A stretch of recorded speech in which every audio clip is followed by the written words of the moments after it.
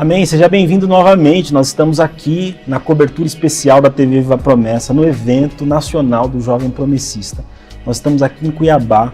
Como nós temos dito para você desde o começo da nossa transmissão, Deus tem nos abençoado muito e a TV Viva Promessa tem tentado aqui trazer para você todo o conteúdo, aquilo que Deus tem falado com os nossos irmãos ao longo de todo esse evento. Você principalmente que não pôde estar conosco, mas gostaria de estar aqui, aí você se pergunta, como eu posso participar? A TV Viva Promessa está aqui para trazer para você aquilo que Deus tem falado com a nossa juventude, com o povo dele nesse tempo que nós estamos passando aqui juntos. E como eu prometi para você antes do intervalo, agora nós estamos recebendo aqui com muito carinho, com muita alegria, um dos nossos palestrantes, o homem que Deus usou nesse primeiro momento para falar ao nosso coração. E é uma alegria receber aqui o pastor Paulo Borges. Pastor, seja muito bem-vindo. É muito bom ter o senhor conosco.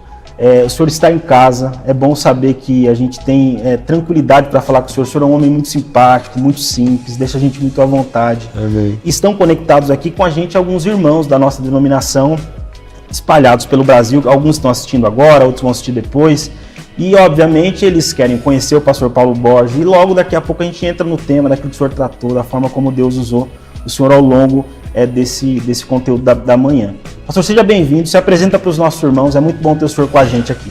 Primeiro, Felipe, irmãos da Igreja Adventista da Promessa, uma grande honra, muita gratidão, está sendo honrado por Deus, pelo Pai, e estar aqui com vocês, pela confiança, hospitalidade, o coração aberto, nenhum tipo de resistência, então assim, maravilhoso esse tempo.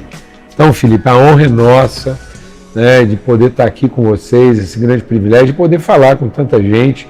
Estou impactado, eu já fui assim muito abençoado aqui, de ver o esforço de todo mundo, gente de tantos lugares, que realmente se esforçou, rompeu distância, venceu desafios para esse tempo de comunhão. Então, muito bom, gratidão. Eu estou no ministério há muitos anos, me converti muito cedo, com 14 para 15 anos de idade, e tenho uma formação profissional na área da engenharia, atuei e continuo atuando, só que agora mais eventualmente como engenheiro, e uma vocação pastoral, né? Então eu sou engenheiro de profissão, sou pastor de vocação, sempre integral, mas não de dedicação exclusiva, né? Sempre fazendo aquilo que está à frente para ser feito. Então é um grande privilégio estar aqui, sou casado com a Lana, uma mulher maravilhosa, exercitada na paciência e na longanimidade, né? E temos 5 filhos, graças a e um homem e 4 mulheres, e mais do que ter 5 filhos, eu também tenho 4 genros que são maravilhosos, então Olha assim, só. ter 4 genros é um grande desafio. Tem uma moça linda aqui com a gente, já vou orar pelo pai dela, porque o homem só vê Deus quando arruma um genro, então ele tem que ser bom. Então, é ele que está lá de trás? Não. Então tá aí, é uma grande alegria, estamos em casa, em família, e quero abrir meu coração e entregar minha vida para vocês aqui. Pastor, muito obrigado. Irmãos, eu preciso compartilhar isso com vocês, porque talvez eu esteja representando aqui a nossa igreja, a nossa denominação. O que eu posso dizer para você? Que é muito bom estar com um homem como o pastor Paulo Borges, que é um homem de Deus, um homem simples, um homem que deixa a gente à vontade. O pastor Paulo Borges tem, pela graça de Deus, exercido uma importância muito grande dentro do ambiente evangélico do nosso país, né? Enfim, tem influenciado e abençoado muita gente.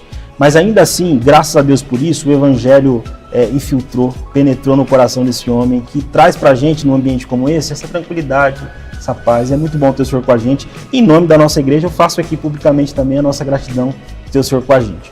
Ô Felipe, antes da gente tocar no assunto, eu queria te dar um testemunho que aconteceu lá no aeroporto. Ô, benção, vamos lá. Porque tem a ver com essa coisa da divergência. Amém. Né, e da transgressão. Quando a palavra de Deus fala, né, disso, ela fala da transgressão no sentido positivo. Nós fomos associando essas palavras, transgressão, divergência, como se fosse uma coisa negativa, né? Mas isso é só não conformidade. Tudo na vida cumpre uma transgressão e divergência. Você coloca um grão na terra, ele faz a ruptura da semente para produzir o broto, e o broto a árvore o fruto, depois o fruto é moído, é partido.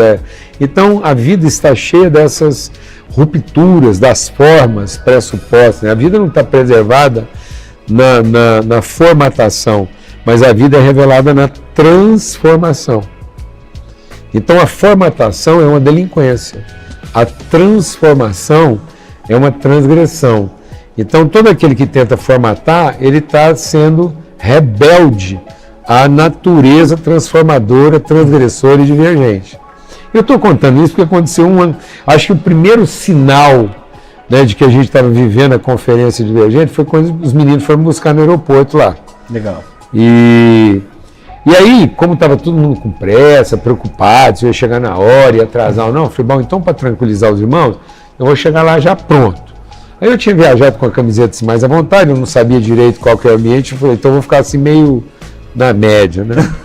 Aí eu trouxe uma camisa, eu falei assim, se eu perceber que não dá tempo, eu troco no aeroporto mesmo, mas como as bagagens deu uma atrasadinha e tal, eu peguei a mala, a hora que chegou no carro, eu falei assim, peraí, não fecha o porta-mala não, deixa eu fazer um negócio aqui rápido para ganhar tempo.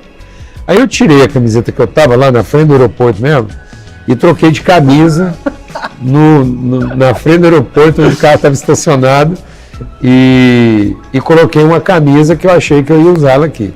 Chegou aqui eu troquei de camisa de novo, porque sim, eu queria usar a camisa do encontro. E aí o irmão que estava comigo falou assim, ué, o senhor vai trocar de camisa aqui assim mesmo, na rua? Eu falei, bom, nós estamos aqui entre irmãos, não estou fazendo nada escandaloso, né? Então, assim, se eu fizesse uma coisa escandalosa... Cuiabá ainda, não calor. Cuiabá, um calor desse. O que mais gente já viu aí é alguém, às vezes, tirar a camisa no meio da rua.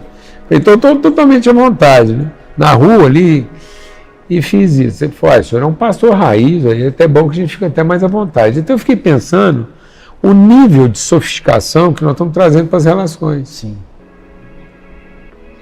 Né? Se trocar uma camisa na frente de dois irmãos, representa tanto para dois jovens. Então eu fico pensando assim, o que está sendo apresentado, né? Como família, como pai, como irmão.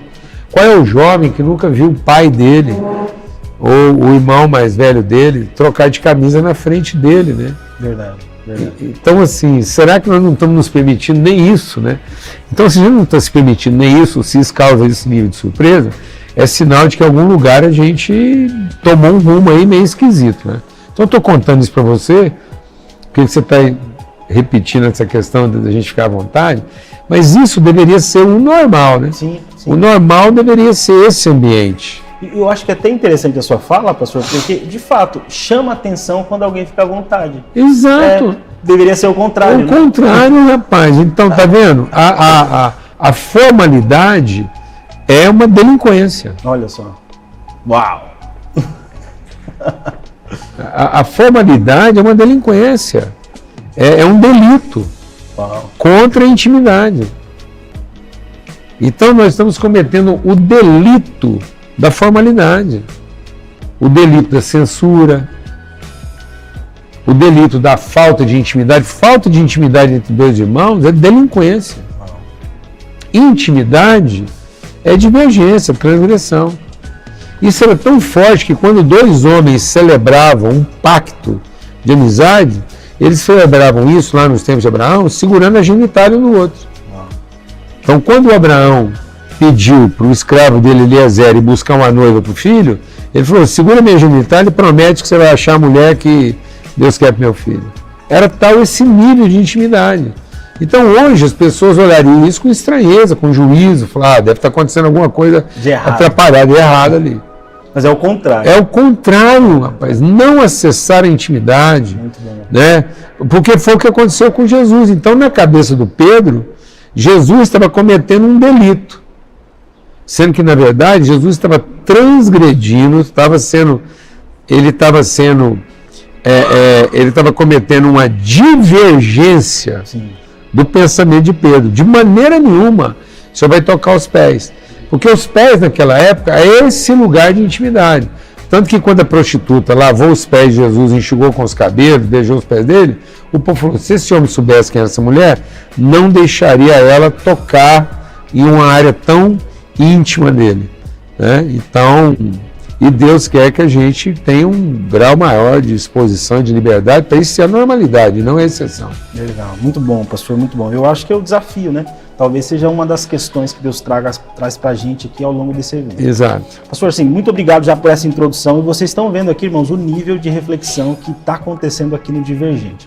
Aproveitando que o senhor falou sobre isso, a gente tem um público diverso acompanhando a gente, e talvez essa palavra não seja tão bem interpretada, não seja tão bem compreendida. Do ponto de vista da reflexão que o senhor trouxe, como que a gente poderia explicar para os irmãos o que significa ser divergente? Como que a gente pode definir isso? Para que a gente possa ficar todo mundo aqui na mesma página. Ó, gente, a gente está falando sobre isso. O que seria esse divergente nessa perspectiva da reflexão que o senhor trouxe para a gente? Então, primeira coisa, a hora que você for assistir lá no YouTube, está intitulado lá A Necessidade de Ser Divergente. E aí, no final da reflexão, a gente migrou da necessidade de ser divergente para a responsabilidade de ser divergente. Legal. É mais do que necessidade. Já começa daí. Ser divergente não é segundo uma necessidade, uma carência, mas é segundo a virtude que foi revelada e que eu posso agora ser instrumento de revelação.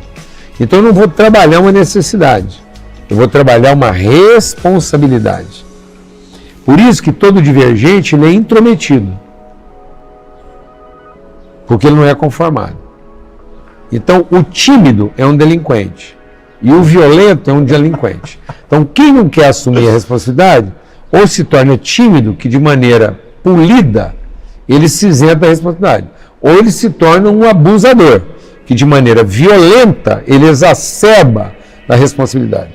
Então a violência é uma exacerbação da responsabilidade na violência do direito, e a timidez é uma negação da responsabilidade, mas na preservação do mesmo direito. Então o divergente, ele assume a responsabilidade, né? Nem por necessidade, nem por interesse. É a responsabilidade. Então todo filho de Deus, ele é um intrometido, ele é um divergente, ele é um transgressor. Todo filho de Deus está sempre entrando em questão que não diz respeito diretamente a ele.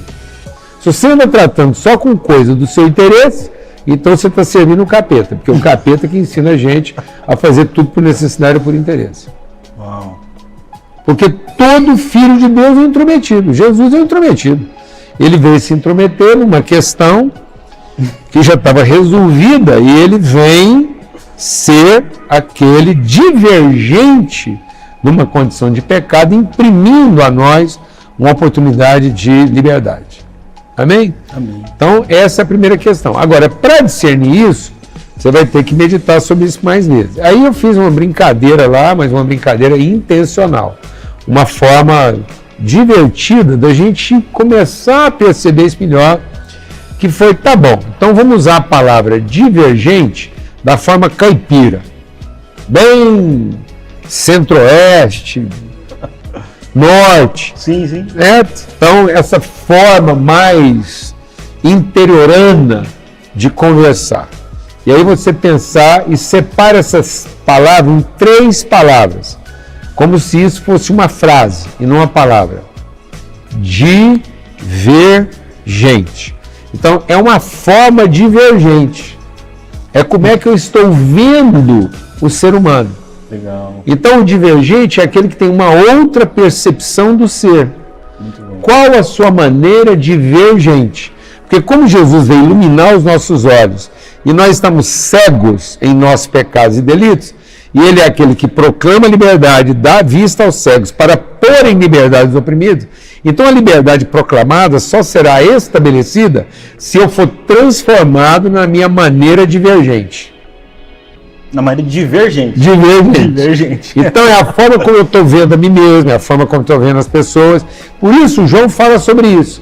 Se aquele que vendo o seu irmão e tendo condições de se intrometer na vida dele para melhor e não faz isso, está mentindo quando diz que ama a Deus. Então a maior fraude de confissão cristã é eu dizer que amo a Deus, mas eu não tenho a maneira paterna divergente. Eu tenho a maneira divina de querer que Deus me veja. Eu quero ser visto por Deus, mas não quero ter a forma paterna divergente. Então o pai ele é sempre divergente. É a forma do pai vergente. Ele vê o filho que fez tudo certo e não queria entrar, e foi lá divergir dele para reconciliar ele com o irmão. Então, todo reconciliador é porque ele foi tomado por uma forma paterna divergente. Muito bom. A gente poderia dizer, então, pastor Paulo, que esse movimento mexe com a nossa cosmovisão, com a forma como a gente enxerga o mundo. Exatamente. Essa postura que Deus nos coloca como responsabilidade mexe a perspectiva da forma como a gente vê as pessoas. Porque Paulo diz isso: a ninguém mais consideramos segundo o seu pecado, nem mesmo a Cristo. Então isso não vai só transformar a minha maneira de ver a mim mesmo, não vai se transformar só a minha maneira de ver o outro, porque ela transforma a minha maneira de ver o próprio Jesus. Porque agora eu não vejo Jesus apenas como meu Salvador. Eu vejo que, na verdade, Ele não é o meu Salvador tentando ser Senhor. Ele é o meu Senhor me salvando. Então é para que a vontade dEle, que estava impedida de ser cumprida, para que ela possa ser cumprida, Ele foi lá e me salvou. Então a salvação não é um fim, é o meio de me reconciliar ao propósito. Para que eu não veja Jesus a vida toda como aquele que pode me salvar, mas como aquele que me inspira a ver gente daquela forma. Então agora eu vejo a Cristo, e vendo a Cristo eu vejo a mim mesmo, porque agora Ele é a minha forma de ser. Eu fui feito para ser como Ele. Ele é a minha inspiração, não é para eu ficar lá no pé da cruz dele querendo ser salvo por ela, mas é ser inspirado por Ele ao subir na cruz, subindo na minha. Então agora, do mesmo jeito que Ele tomou a dele para ser instrumento de salvação na minha vida, eu tomo a minha como inspirado por Cristo para ser instrumento de salvação na vida dos meus irmãos. É como se a salvação ela fosse um ressignificado da vida. Pronto. Né? Ela não é um fim em si mesmo. Ela ressignifica a forma como você lida com tudo, porque você tem agora um espelho. Isso. Tem um reflexo para você ver e falar, agora eu consigo enxergar. E agora eu vejo a salvação no seu propósito e não numa finalidade. Legal. Então a salvação não tem a finalidade de me salvar. Sim.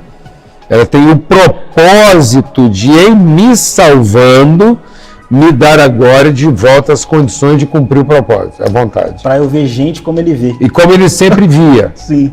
E como eu era desafiado a ver e deixei de ver. Porque o que foi o primeiro sintoma do pecado? O diabo falou. Foi o dia que você comer, seus olhos vão se abrir. Uau, e se abriram. Muito legal. Se abriram para ver gente de uma maneira que nunca deveria ser visto. Porque, na verdade, a gente deveria ver as pessoas de olhos fechados. Repete isso aí, porque isso aí é profundo, tem que ter calma. Nós deveríamos ser capazes de ver as pessoas de olhos fechados. Uau. Não a partir da aparência delas, mas a partir da relação que temos com elas. E se não temos relações saudáveis com as pessoas, a gente saberia que elas são até de olhos fechados. Pastor, assim, eu estou sendo encantado aqui por essa palavra. E me veio uma coisa quando o senhor está falando, porque a nossa denominação, a nossa igreja tem falado muito sobre isso, sobre a importância da gente se envolver na missão. Exatamente. Como que isso muda a nossa dinâmica com a missão? Porque às vezes o jovem enxerga a missão como uma obrigação, né? Que você tem que fazer, tem aqueles apelos, nós temos que fazer isso, nós temos que fazer aquilo. Mas parece que nessa perspectiva que o senhor está trazendo, quando a minha visão, a minha forma divergente muda, eu consigo enxergar o outro, até aquele que ainda não conseguiu ter a visão destampada de uma outra forma, porque eu estou enxergando ele de outra forma. Então, parece que isso também me move, né? Me move para a missão de Deus, né? De compartilhar o Evangelho de uma outra perspectiva, né? Felipe, todo profeta na Bíblia entrou em depressão. Porque quando Deus dava para ele a visão do eterno, ele entendia aquilo como uma expectativa de futuro. Então, nós temos uma tendência de considerar o eterno como uma expectativa de futuro. Então, por isso que quem nos deu expectativa de futuro foi o diabo. Porque foi ele que disse, no dia em que você... Olha, quando ele falou no dia em que, ele nos tirou daquilo que é a revelação eterna do hoje e nos levou para uma expectativa de futuro. Sim. Essa expectativa rouba da gente a perspectiva de eterno. Sim. A missão, ela é de caráter eterno, porque ela é a missão de Deus e não a nossa. Então Deus não nos deu uma missão. Nós somos a missão eterna de Deus. E qual é a missão eterna de Deus? Nós vamos fazer um homem que seja a expressão visível de quem nós somos. Deus colocou para Ele mesmo uma missão. E nós somos essa missão. Então Deus nos deu um trabalho para que Ele possa cumprir a missão. Então o trabalho nosso não é a missão. O trabalho é o ambiente, aqui ó, esse ambiente de trabalho é o ambiente em que Deus está cumprindo a missão dele. Nesse ambiente de trabalho nós vamos sendo transformados numa expressão visível de quem ele é. Então a missão de Deus é nos transformar numa expressão visível de quem ele é. Legal. E não nos dá um serviço para fazer o que ele quer. Então quando um pai chama um filho para lavar um carro, não é porque ele quer ter o carro limpo. Amém? Amém. Não chama um filho para ajudar você a lavar o carro pensando que você vai ter o carro limpo. Você vai gastar mais tempo corrigindo o que ele faz do que aproveitando o que ele faz. Deus perderia o seu tempo se tivesse nos dado a missão, porque ele gasta mais tempo corrigindo o que a gente faz do que aproveitando. Então, quando Deus nos trouxe para a missão, é que em lavando o carro com ele, nós nos tornássemos à semelhança dele. Legal. Então, o trabalho que Deus nos deu é para que ele possa cumprir a missão de nos tornar pessoas completas e adultas. Porque se eu não entender o meu trabalho na missão de Deus me transformar num quem, o meu trabalho vira emprego, porque eu estou prestando um serviço para receber uma recompensa. Aí não é trabalho, é emprego. Então Deus não me deu uma missão para eu prestar um serviço e depois ter a recompensa pelo serviço que eu prestei. Por isso que muita gente acha que o galardão é uma recompensa pelo serviço prestado. Não, o galardão é o privilégio, no fim, de ter se tornado a pessoa que eu fui feito para ser. Então, no final do meu trabalho, eu vou receber o galardão. Que galardão? Eu virei uma pessoa completa. Uau, muito bom, muito bom. A semelhança de Cristo. Pronto. É isso. Esse é o galardão de Cristo, saber que ele completou. Qual é o galardão de Paulo? Combati o bom combate, completei a carreira, guardei a fé. Esse é o nosso galardão. No final da vida, você saber que não ficou faltando nada. Amém. Graças a Deus. Bênção, bênção. Eu acho que a forma como a gente começa a enxergar essa palavra, né? Eu nunca mais vou esquecer essa ideia de divergente. E divergente não é só essa ideia de você divergir, né? Já ajudou. Já ajudou. E eu sei certamente que os nossos irmãos aí estão acompanhando com a gente também. Vão ficar com essa dinâmica gravada na mente e no coração. Pastor, muito obrigado por esse tempo com a gente. Sei que o senhor tem aí uma agenda corrida, uma vida, às vezes, exaustiva de trabalho, servindo o reino de Deus. E estar aqui com a gente foi uma alegria poder receber o senhor aqui. Alguns dos nossos irmãos estão acompanhando a gente. Talvez o senhor tenha aí uma palavra final para esses nossos irmãos. O senhor pode se dirigir a eles agora, completar aí esse resumo desse papo nosso. E aí a gente encerra aqui, deixa o senhor também à vontade para descansar um pouco. E depois a gente volta aqui para continuar a nossa cobertura. Compartilhe então com os nossos irmãos essa palavra final, esse incentivo final, para que a gente saia desse papo com essa perspectiva de que alguma coisa foi mudada no nosso coração, na nossa vida. Eu quero orar. Amém. Terminar minha palavra com oração. Amém. Porque é Paulo que diz, né? Em Cristo nós temos o sim e o amém. Amém. Então, como Paulo fez uma oração por nós, eu quero terminar esse testemunho nosso aqui, lembrando a oração de Paulo. Então, você vai lá em Efésios 1 e Efésios 3 e vê o que Paulo orava pela igreja de Éfeso. E principalmente em Efésios 1, ele diz assim, olha, eu conheço o trabalho de vocês, sei que está tudo indo bem, mas eu continuo orando por vocês para que sejam iluminados os olhos do vosso entendimento e que Deus, dando a cada um de nós espírito de sabedoria e revelação, iluminando os olhos do nosso entendimento, possa nos revelar as riquezas da nossa vocação em Cristo.